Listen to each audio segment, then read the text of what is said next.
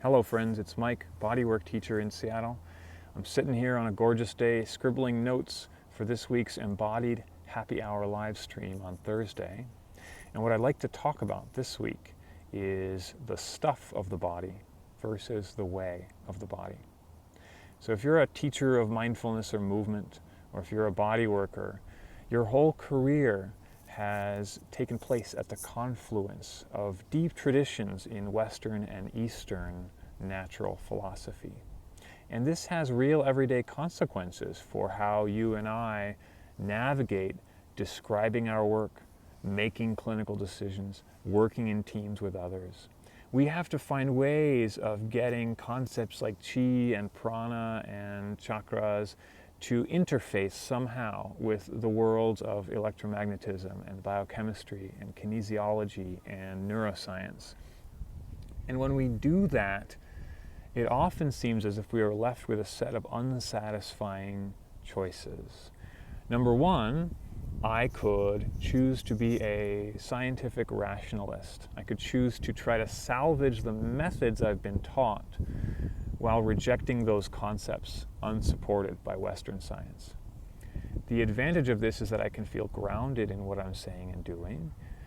The disadvantage is that I oftentimes have to try to take parts of my primary experience, my intuitive experience of the work, and pretend like those parts that are not explainable scientifically are somehow less valuable or not worth my attention. And I'm not sure that's true. Another choice I could make is to be pseudoscientific. I could kind of sloppily graft a concept like chi onto a concept like electromagnetism. And I could kind of massage them and blur my eyes enough until they kind of coincide with each other. And then I'm like, oh, look, chi is electromagnetism. And I suppose that's nice if I'm looking for a quick hit of intuition, but the disadvantage there is that I'm really running roughshod over both traditions, and I'm ignoring their differences in favor of some temporary sense of resonance between them.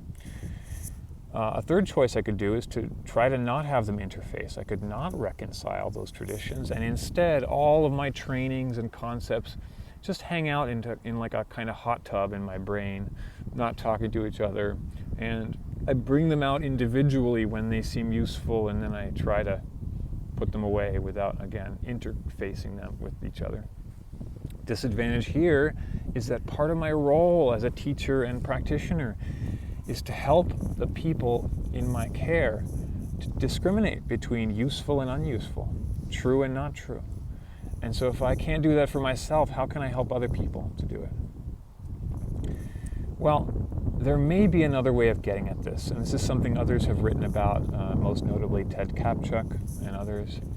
And it involves going on a little journey with me into the origins of Western and Eastern natural philosophy. So you will forgive me for the tangent and also the abstraction I'm about to commit.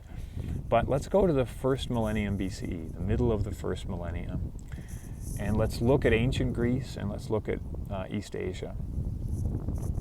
What you had happening at the same basic time in both cases was a written tradition of natural philosophy emerging, but you had some very different fundamental approaches to explaining the behavior of nature.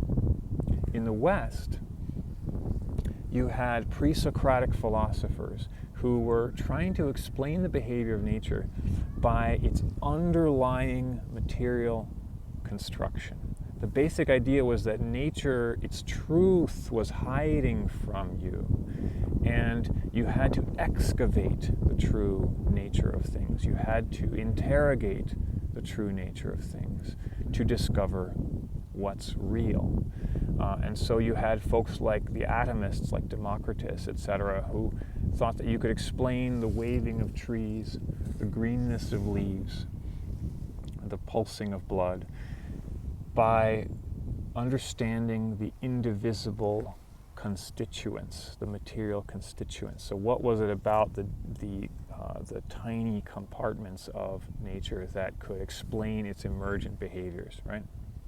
You also had folks like Thales of Miletus who would say there's an underlying sense of everything is kind of like a fire, everything is combusting and transmuting.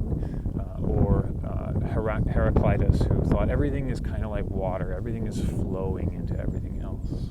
Material explanations for the behavior of nature, hidden underneath surface reality. At the same time, in the East, you had a very different approach.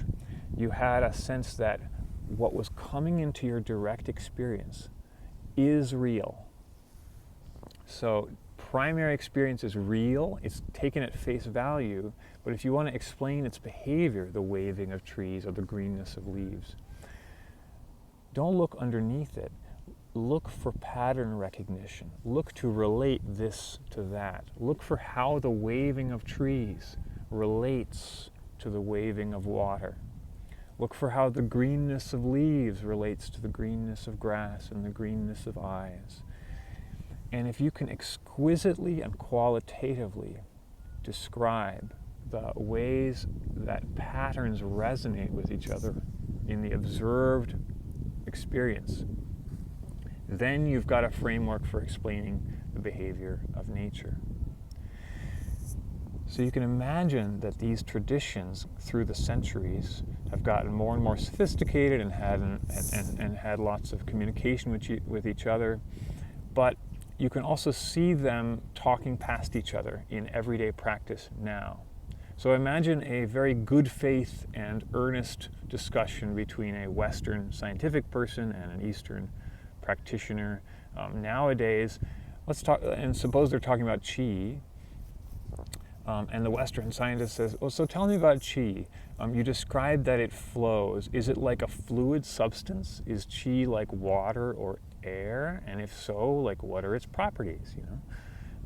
And the Eastern practitioner might say, well, yes, water and air are carriers of qi. Blood is a carrier of qi.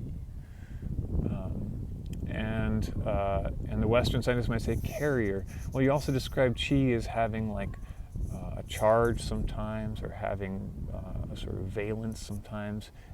Is qi like electricity? Is it like magnetism? Is it something that could be resisted? Does it give off heat, etc.? And the Eastern practitioner might say, well, yes, it has charge, it has affinities, it can connect things. And so you can see these two folks talking past each other. The materialist keeps looking for a material that qi is. And the Eastern practitioner has not even learned, if they're really rooted in that tradition, they're not even speaking of that kind of division. They're talking about primary experience, qi as it emerges into the felt sense, as it emerges into the method itself. And so one is a description of the material substance, and another is a description of what the substance is doing, what the behavior is of that substance. It's the string on the guitar versus the song that's being played. So I may have more sophisticated thoughts by Thursday, but that's kind of the discussion that I want to have with you in our live stream is, what are your ways of reconciling these philosophic traditions in your work that allow you to feel scientifically grounded, to not make claims that are indefensible, and yet bring forth deep aspects of these traditions, aspects that can't so easily be separated from the conceptual metaphors that come along with them. So if you're interested in that, you can join me this Thursday, 6:30 p.m. Western Pacific time, that is, and I'll try to stream that to Facebook Live and to YouTube this week. And if you're interested in future, you can follow Neurofascial Approach on Facebook. So that's this Thursday, Embodied Happy Hour, 6:30 p.m. And we're going to talk about the stuff versus the way. Have a nice day.